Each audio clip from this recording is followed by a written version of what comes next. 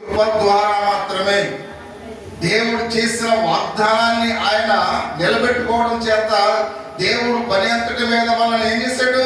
అధికారులు కలిగించాడు. అంతేగాని మనం ఏదో గొప్పవాళ్ళని కాదు, మనం ఏదో శక్తివంతులమని కాదు. కాబట్టి దేవుడే మనల్ని ప్రేమించి ఆయన ఇటువంటి గొప్ప అధికారాన్ని ఇచ్చినట్లుగా పరిశుద్ధ గ్రంథంలో మనం చూస్తూ ఉన్నాం.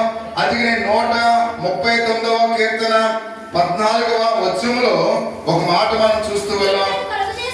నీవు నన్ను కలుగ చేసిన విధానము చూడగా నాకు భయమును ఆశ్చర్యము కలుగుచున్నది. అంత మాత్రమే కాకుండా 144వ కీర్తన 3వ వచనాన్ని ఒకసారి చూద్దాం. లక్ష్య పెట్టకు వారు ఏపాటి వారు, వారిని మనుషులు అంటే ప్రతి విషయంలో కూడా దావీదు అంటున్నాడు తానే అల్పుణ్ణని ఆయన గ్రహించినట్లుగా మనం చూస్తాం. అసలు మనుషుడు ఎపాటి వాడు అంటే దావీదు ఇక్కడ ఏం గుర్తు చేస్తాడంటే మనము కూడా ఎప్పుడు కూడా తగ్గించుకునే స్థితిని కలిగిన వారమై ఉండాలి. అసలు నేను యాపాటి వాడిని అంటే యాపాటి వాడిని అని చెప్పే ఆయన ఎవరో రాజై ఉన్నాడు. అంటే ఒక రాజే నేను అల్పుణ్ణని గ్రహిస్తున్నట్లుగా మనం చూస్తూ ఉన్నాం. అంత మాత్రమే కాకుండా ఆయన మాట్లాడుతూ ఉన్నాడు పరిశుద్ధ గ్రంథంలో. ఇందాక మనం చదువుకున్నా నీవు నన్ను కలుగు చేసిన విధానము చూడగా నాకు భయమును ఆశ్చర్యమును కలుగుచున్నది అని మాట్లాడు. అంటే ఇక మాట్లాడుతున్నాడు అసలు నువ్వు నన్ను కలుగు చేసిన విధానం చూస్తుంటే నాకేమేస్తుందంట? భయం వేస్తుంది. రెండవది ఆశ్చర్యం వేస్తుంది. అంటే మానవుని యొక్క జీవితాన్ని ఒకసారి పరిశీలన చేసినట్లయితే మన యొక్క జీవితాన్ని ఒకసారి ఆలోచించేయండి. మనం చూసినట్లయితే మన జీవితాన్ని దేవుడు ఒక మానవ శరీర ఆకారాన్ని సృష్టించినప్పుడు అది ఎలా ఉందంట? భయం వేస్తుందంట, ఆశ్చర్యాన్ని కూడా కలుగు చేస్తుంది అనే విషయాన్ని మనం చూస్తున్నాం. ఏంటి ఆ భయము, ఏంటి ఆ ఆశ్చర్యం మనం ఒకసారి ఆలోచన చేసినట్లయితే దేవుడు మనకిచ్చిన అద్భుతమైన శరీరం గురించి మీరు ఎప్పుడైనా ఆలోచించారా ప్రియా సహోదరి సహోదరా? మన శరీరం గురించి మనం ఎప్పుడైనా ఆలోచన చేసి ఉన్నామా? ఒకసారి ప్రతి ఒక్కరికి కూడా గమనించండి. అంటే దేవుడు మనకిచ్చిన ఈ శరీరాల గురించి ఎప్పుడైనా మనం ఆలోచన చేసామా? అది మనం చూసినట్లయితే మన మెదడు ఒక రోజుకి 70 లక్షల కణాలు పనిచేస్తాయని ప్రియమైన వాళ్ళ మనిషి మెదడులో 70 లక్షల కణాలు పనిచేస్తాయంట. అసలు 70 లక్షలు అంటే మనం లెక్కెట్టగలవా? లెక్కెట్టలేము. అంటే మానవుని యొక్క జీవితంలో మనం అందుకనే అంటాడు దావీదు అసలు నువ్వు నన్ను తయారు చేసిన విధానం చూస్తే నాకు భయం వేస్తుంది. తర్వాత ఏమన్నాడు? ఆశ్చర్యం వేస్తుంది. ఎందుకు భయం వేస్తుంది అంటే 70 లక్షల కణాలు నా మెదడులో పనిచేస్తూ ఉన్నాయి. ఎంత ఆశ్చర్యం ఒకసారి గమనించండి ప్రియమైన వాళ్ళ. మన మెదడులో ఎన్ని లక్షల కణాలు చేస్తున్నట్టు పని? 70 లక్షల కణాలు పనిచేస్తూ ఉన్నట్లుగా మనం చూస్తూ ఉన్నాం. మన గుండె ఒక దినానికి 1,06,689 సార్లు కొట్టుకుంటున్నాడు ప్రియమైన వాళ్ళ. ఎప్పుడైనా ఆలోచన చేస్తారా ఎన్నిసార్లు కొట్టుకుంటుందంట? 1,03,689 సార్లు కొట్టుకుంటుందంట. అంటే ఒక దినానికి. అంటే ఎంత ఆశ్చర్యం ఒకసారి గమనించండి. అంటే మన శరీరంలో ఉన్న ఈ అవయవాలు ఎన్ని లక్షల సార్లు పనిచేస్తున్నా ఒకసారి గమనించాలి ప్రియమైన వాళ్ళ. అంత మాత్రమే కాకుండా మనం చూస్తున్నాం ఒక రోజుకి మనకు ఇంచుమించు 23,000 సార్లు శ్వాస పీల్చుకుంటామంట. ఎన్నిసార్లు పీల్చుకుంటామంట? 23,000 సార్లు శ్వాస. శ్వాస అంటే ఏంటి? అంటే మనం ఇలా 23,000 సార్లు అంటే చూడండి, ఒక్కసారి ఆగింది అనుకోండి గుండె ఏమవుతుంది? ఆగిపోతుంది. అంటే 23,000 సార్లు అది పనిచేస్తుంది అనే విషయానికి మనం చూస్తున్నాం. ఒకరోజు సగటున మనం 10,000 తలంపులు తలుస్తామంట. ఇలా ఆలోచనలు వస్తాయంటే మనకి 10,000 తలంపులు ప్రియమైన వాళ్ళకి. అంటే మనం మన తలంపులు చూడండి అంటే ఎన్నిసార్లు అంటే 10,000 సార్లు ఆలోచిస్తామండి. ఒక దినానికి మనిషి ఎన్నిసార్లు ఆలోచన చేస్తాడంటే 10,000 సార్లు ఆలోచన చేస్తాడు అని ఇక్కడ మనం చూస్తూ ఉన్నాం. 25,000 మాటలు మాట్లాడుతూ ఉంటాం మనం. ఎన్ని మాటలు మాట్లాడుతూ ఉంటా అమ్మా? చెప్పాలి 25,000 మాటలు ప్రియమైన వాళ్ళ. అంటే ఇన్ని వేల మాటలు సగటున ప్రతి మానవుడు కూడా మాట్లాడుతాడని వైద్య నిపుణులు అంచనా కట్టి వాళ్ళు ఆశ్చర్యపోయారంట ప్రియమైన వాళ్ళు. వైద్య నిపుణులు అన్ని కూడా అంచనా కట్టి వాళ్ళు ఏం చేశారంట, ఆశ్చర్యపోయారు. అంటే ఇక్కడ ఒక మానవుని యొక్క శరీరంలో దేవుడు ఇంతగా అంటే అమర్చి ఉన్నాడా? మానవ శరీరం పనిచేయడానికి మానవుల పట్ల దేవునికున్న ప్రేమ చూసి ఆ యొక్క వైద్యులు ఏమయ్యారంటే ఆశ్చర్యపోయారంటే ప్రియమైన వాళ్ళు. ఎంత అద్భుతం ఒకసారి గమనించండి.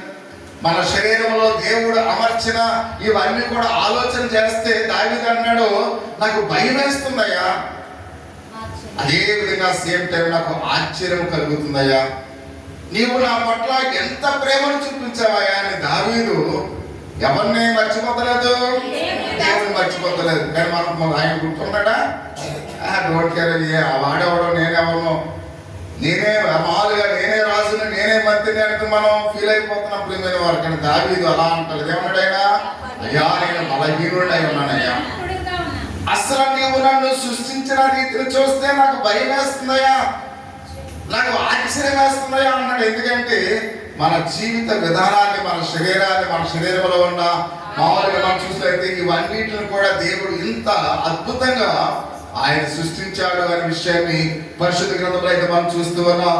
అయితే మానవుడు దేవుడికి ఇచ్చిన అందము ఒకసారి ఆలోచన చేయండి. మానవుడికి చూడండి, ఒకసారి ఈ శరీరం ఒక్కసారి ఓపెన్ చేస్తే అవి చూడడానికి ఎంతో భయం వేస్తుంది ప్రియమైన వాళ్ళు. అవన్నీ కూడా శరీరంలో కప్పి మళ్ళీ అందమైన శరీరాన్ని దేవుడు మానవుడికి ఇచ్చాడు. ఎంత గొప్ప అద్భుతం ఒకసారి గమనించండి. ఈ శరీరాన్ని ఒకవేళ ఓపెన్ చేస్తే అందులో ఉన్న అవయవాలు చూస్తే మనుషుడు ఆ భయం నుంచి చచ్చిపోతాడు. అది కనిపించకుండా మరి కవర్ చేస్తూ దేవుడు ఒక అందమైన రూపాన్ని మనకి ఇచ్చాడు. ఎంత అద్భుతం ఒకసారి గమనించండి.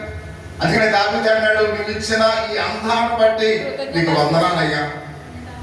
అంటే దేవునికి ఎంత ఆయన కృతజ్ఞతాస్తుతులు చెల్లిస్తూ ఉన్నాడంటే దేవుడు మానవుడి పట్ల చేసిన ప్రతి కార్యాన్ని దావీదు ఏం చేస్తున్నాడు, జ్ఞాపకం చేసుకుంటున్నాడు. నువ్వెంత గొప్పవాడవయ్యా, నీవు నా పట్ల ఎంత ప్రేమను చూపిస్తున్నావయ్యా అని ఆయన జ్ఞాపకం చేసుకుంటున్నట్లుగా మనం చూస్తూ ఉన్నాం. ఎందుకంటే అంత మాత్రమే కాకుండా అందం ఇచ్చి ఉన్నాడు, ఐశ్వర్యాన్ని ఇచ్చి ఉన్నాడు, ఆయుష్ని ఇచ్చి ఉన్నాడు, అద్భుతమైన ప్రియమైన సహోదరి సోదరులారా ఈ యొక్క శరీరానికి సామర్థ్యాన్ని కూడా ఇచ్చి ఉన్నాడు. మానవుడి కన్నా బలవంతుడైన వాడు ఈ లోకంలో ఎవరు కూడా, ఎందుకంటే మన బలం మనకి తెలియదు ప్రియమైన వాడు.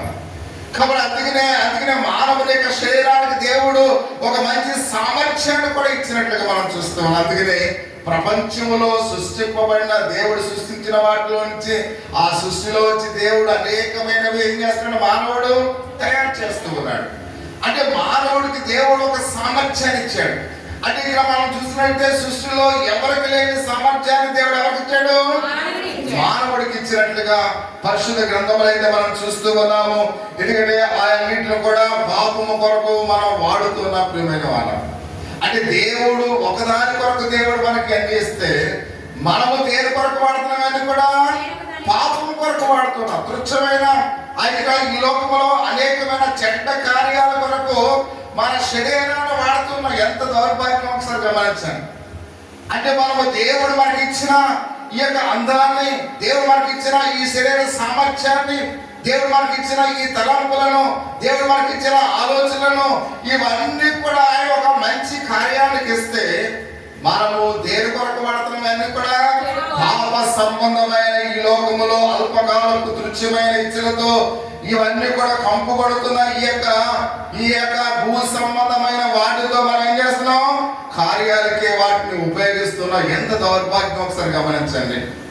అంటే దేవుడు మనకు మంచి కార్యాలు ఇవ్వడు, అక్కడ మంచి కార్యాలు చేయడానికి ఇచ్చి ఉన్నాడు. దేవుడిని మనం గుర్తించాలని దేవుడు మనకి ఇచ్చి ఉన్నాడు. దేవుడిని మనం గణపరచాలని దేవుడు మనకి ఇచ్చి ఉన్నాడు. అసలు మానవుడిని సృష్టించడానికి మన కారణం ఏంటి, దేవుడిని స్తుతించడానికే మనం ఈ లోకంలో పుట్టించాడు ప్రియమైన వాళ్ళు. కానీ మనము దేవుడు మనకి ఇచ్చిన ఈ యొక్క గొప్ప తలంతులన్నీ కూడా మనం భూ సంబంధమైన పాప కార్యాలకే మనం వాడుతూ ఉన్నట్లుగా ప్రతి ఒక్కరిని కూడా ఆలోచించవలసిన వారు అంటే మనం చూస్తూ ఉన్నాం. దేవుని వాక్యం బైబిల్ గ్రంథంలో ఒక మాట మనం చూస్తూ ఉన్నాం. ఆయన అంటూ ఉన్నాడు, మొదటి కొరింథీయులకు రాసిన పత్రిక 3వ అధ్యాయం 16వ వచనంలో ఒక మాట మనం చూస్తూ ఉన్నాం. మీరు దేవుని ఆలయమై ఉన్నారని, దేవుని ఆత్మ మీలో నివసించుతున్నదని మీరు ఎరగరా? ఎవడైనా దేవుని ఆలయమును పాడు చేస్తేనే దేవుడు వారిని పాడు చేయను. దేవుని ఆలయం పరిశుద్ధమై ఉన్నది, మీరు ఆ ఆలయమై ఉన్నారు అని ఇక్కడ మనం చూస్తూ ఉన్నాం. అంటే ప్రియ సహోదరి సహోదరుల, దేవుడు మనకిచ్చిన ఈ శరీరం అంతా కూడా దేవుని ఆలయమై ఉన్నట్లుగా మనం చూస్తూ ఉన్నాం. ఈ శరీరం అంతా కూడా ఏమైందంట? దేవుని ఆలయమై ఉంది.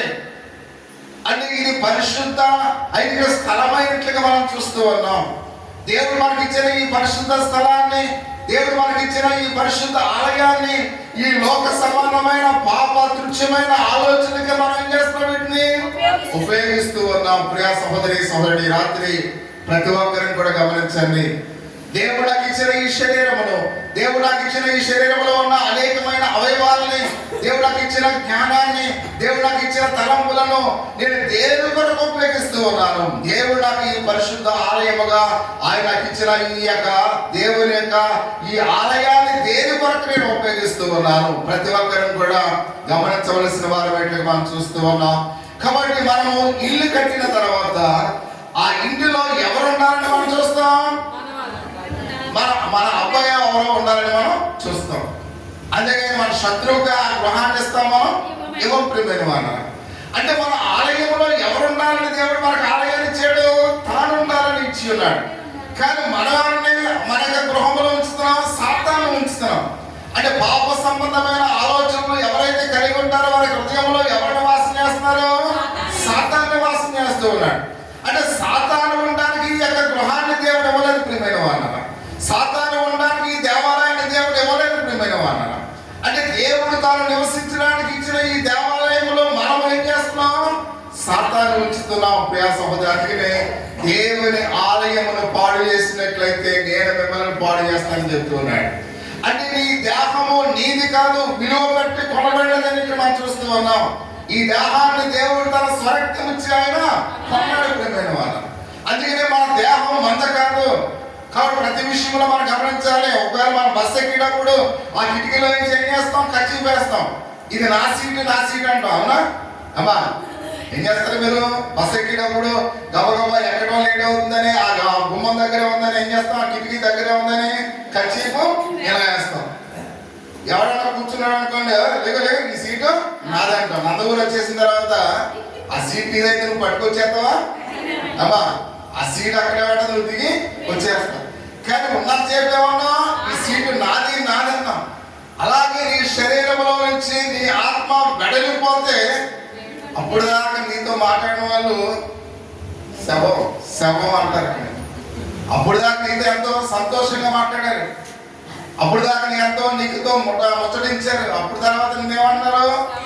ఇది శవం ఇది అని అందరూ భయపడిపోయి పారిపోతారు. అంటే ఒకప్పుడు అందులో ఏముంది? ఆత్మ ఉంది. ఆ ఆత్మ వెడలిపోతే ఈ దేహము అక్కడ గొడవ పడుతుంది. ప్రియమైన వాళ్ళరా, ఒకరోజు చూస్తారు, మామూలుగా ఒక రెండో రోజు కావాలంటే బాక్స్ తెస్తారు, మూడో రోజు కావాలంటే తీసుకెళ్ళి అంతేగాని ఇంట్లో ఏమైనా పెట్టుకుంటారా? అంటే ఈ యొక్క దేహములో ఆత్మ ఉన్నంత చేపే మన విలువ. ప్రియమైన వాళ్ళ, ఈ దేహములో ఆత్మ వెడలిపోతే దాని విలువ లేదు. అందుకని అంటున్నాడు, దేవుడు మాట్లాడుతున్నాడు. కాబట్టి మీ దేహము విలువ పెట్టి కొనబడినది. ఆ విలువ పెట్టి విలువైన ఈ దేహములో, పరిశుద్ధమైన ఈ దేహములో దేవుడు నివసించాలని ఆశపడుతూ ఉన్నాడు. కానీ మీరు ఆయనకు సమయం ఇవ్వకపోతే ఆయన మిమ్మల్ని పాడు చేస్తాడు అని పరిశుద్ధ గ్రంథంలో చాలా తేటతెల్లగా ఆయన మాట్లాడుతూ ఉన్నట్లుగా మనం చూస్తూ ఉన్నాం. పరిశుద్ధ అంటే దేవుని ఆలయం ఎలాంటిదంట? పరిశుద్ధమైనది, మీరు ఆలయమై ఉన్నారని మాట్లాడుతున్నాడు. నేడు అనేకులు మరణ పడకల మీద చేరిన తర్వాత, ఆస్తిపాస్తులన్నీ కూడా పోయిన తర్వాత, కాబట్టి పోగొట్టుకున్న తర్వాత, అనారోగ్యంతో ఇంకా కృషించిపోతూ నీరసించిన తర్వాత ఎవరు కూడా మనతో మాట్లాడినప్పుడు, కాబట్టి అష్ట కష్టాలు మారిన తర్వాత అప్పుడు మనకు ఎవరు గుర్తొస్తారు? యేసయ్య గుర్తొస్తాడు. అంటే మనకు అన్ని బాగుంటే ఎవరు గుర్తురారు. కాబట్టి మనకు ఎప్పుడైతే అనారోగ్యం వస్తుందో, మన దగ్గర ఉన్న డబ్బులన్నీ కూడా అయితే ఇక్కడ మనం మాలుగా పోతున్నాయో, ఎప్పుడైతే మనం బలహీనం అయిపోతూ ఉన్నామో, కాబట్టి ఎప్పుడైతే ఇవన్నీ కూడా పోగొట్టుకున్న తర్వాతే అప్పుడు ప్రభు దగ్గరికి రావడానికి ఇష్టపడతాం ప్రియమైన వాళ్ళ. అందుకనే పరిశుద్ధ దేవునికి లేఖన భాగం మనం చూస్తూ ఉంది. అది అంటున్నాడు, మనం అలాగ ఉండగా భూ సంబంధమైన వాటి మీద మనసు పెట్టక, మనల్ని ఎవరైతే విమోచించి ఉన్నారో, పరలోక రాజ్యం నుండి ఎవరైతే దిగి వచ్చి ఉన్నారో, విమోచన కార్యాన్ని ఎవరైతే చేసి ఉన్నారో, పరలోక రాజ్యానికి ఎవరైతే ఆరోహణం అవుతూ ఉన్నారో, ఆయన త్వరగా రాయనై ఉన్నాడు కనుక యేసు వైపు మనము చూడాలి ప్రియమైన వాళ్ళ. కాబట్టి అందుకనే మనం కూడా ఈ లోకంలో ఉన్నవారి వల్లే ముసలాళ్ళు అయిపోయిన తర్వాత మనం ఎవరో మనతో మాట్లాడలేదు అనుకోండి, ఒకవేళ ముసలాళ్ళు ఇంటికంటే ఫ్యాన్ వేస్తారు వాళ్ళకి. ముసలాళ్ళు ఎవరైనా ఫ్యాన్ ఏమంటే వేస్తారు ఇంటికంటే మీరు చర్చిలోకి వచ్చి ఆఖరికి అప్పుడు కూడా ఇలా అనుకోని వీళ్ళు ఏం చేస్తారు, వేసేస్తారు.